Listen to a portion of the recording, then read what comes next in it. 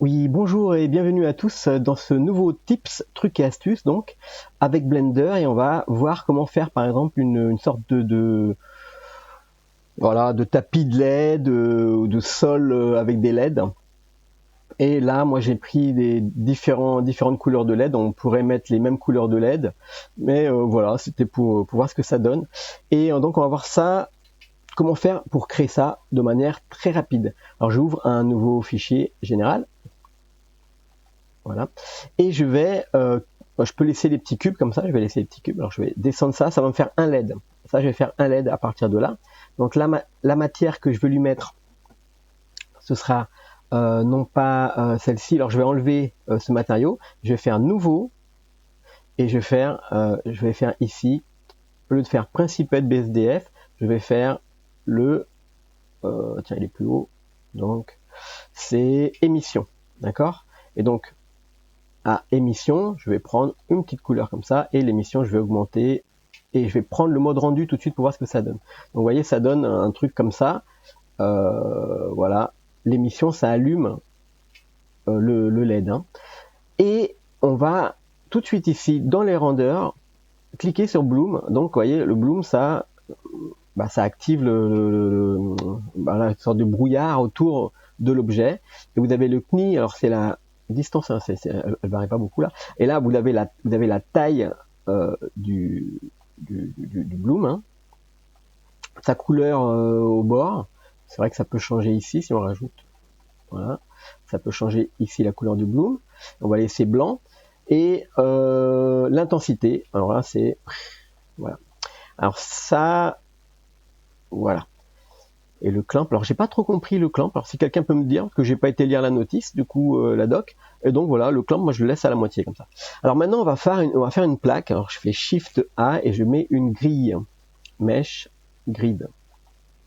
Je fais S, j'agrandis la grille. Et ah oui, du coup, alors j'ai validé la grille, mais alors vous pouvez faire une grille avec, alors je vais recommencer, X, Shift A, Mesh, Grid.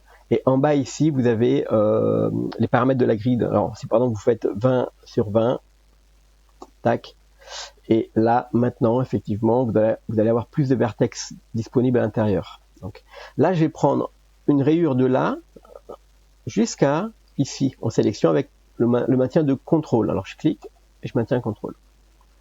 Là, donc c'est celui-là qui est allumé, vous avez vu, je fais cliquer ici avec contrôle encore et Shift pour rajouter à la sélection. Donc là, je fais pareil, Shift, Control, clic, Shift, Control, clic. Alors maintenant, je clique juste sur Shift et je vais prendre par exemple la deuxième ici. Et maintenant, Shift, Control, clic, Shift, Control, clic, Shift, Control, clic, Shift, Control, clic. Et là, je vais prendre, par exemple, juste avec Shift, je vais prendre celle-ci et Shift, Control, clic, jusqu'à là. Voilà, là par exemple j'ai défini un panneau où ça va s'allumer et les LED vont s'allumer. Donc là je fais CTRL G pour créer un vertex group, assigné to new group.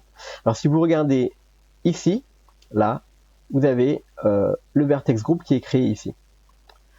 Alors je passe en mode objet, je vais sélectionner mon LED là et il s'appelle cube. Alors je vais double-cliquer dessus, je vais l'appeler LED. Voilà, comme ça, il a un nom bien à lui. Et là, je vais dans ma grille et je vais activer ici les particules. Je fais plus et je vais air. Donc ça met des particules air. Je vais dire que la source du air ici, ce sont pas les faces, mais les vertices. Les vertices.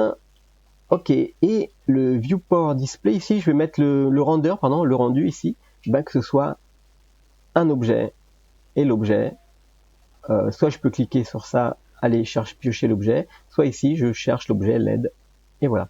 Alors là, vous voyez que, en fait, mode rendu, le LED a été placé à tous les vertex. Enfin, presque tous, parce qu'il y en a qui manquent. Alors, on pourrait augmenter le nombre ici, hein.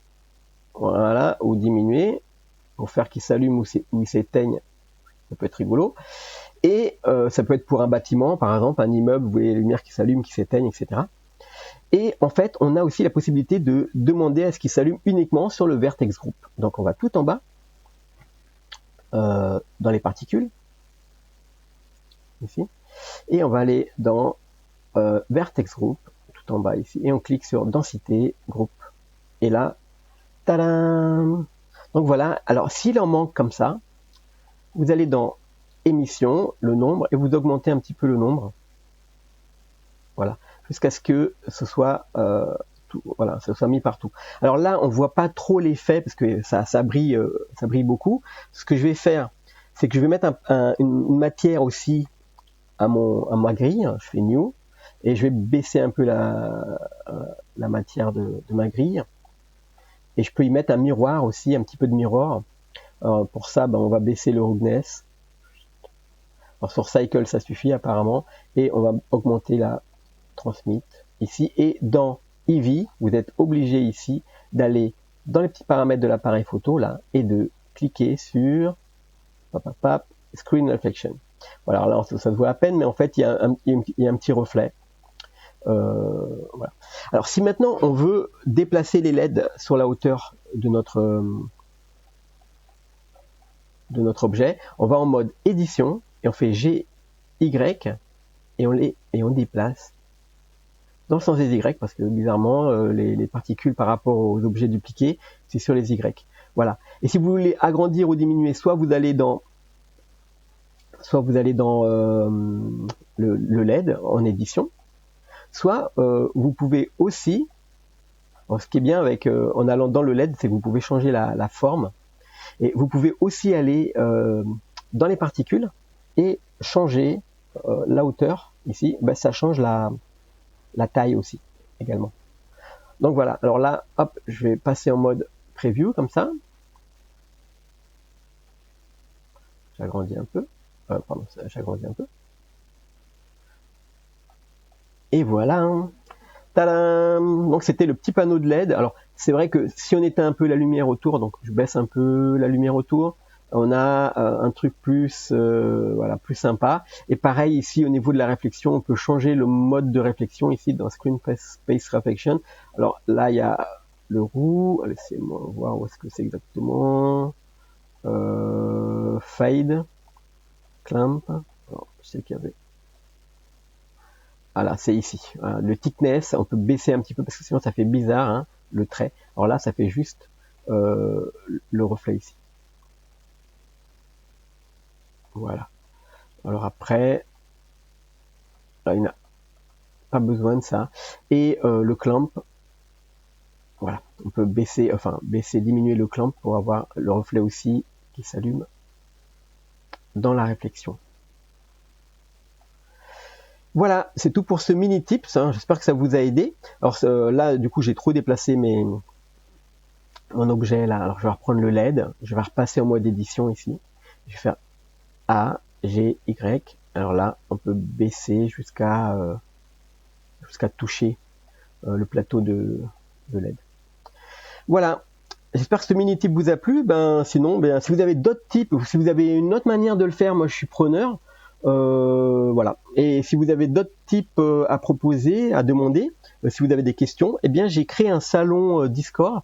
Vous le trouverez dans la description. Alors j'en profite pour remercier mon ami Bibi. Alors excusez-moi si c'est un autre pseudo. Je vous mettrai le lien dans la description pour son joli petit bouton abonne-toi. Voilà. Donc j'en profite pour vous dire abonne-toi. Et aussi, va sur le Discord, comme ça, si vous avez un problème, vous allez sur le Discord et puis on pourra sûrement trouver une solution, régler le problème.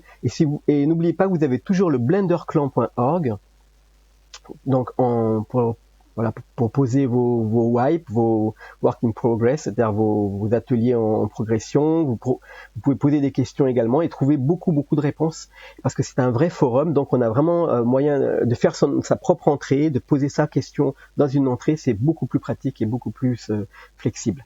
Voilà. Allez, à la prochaine. Ciao.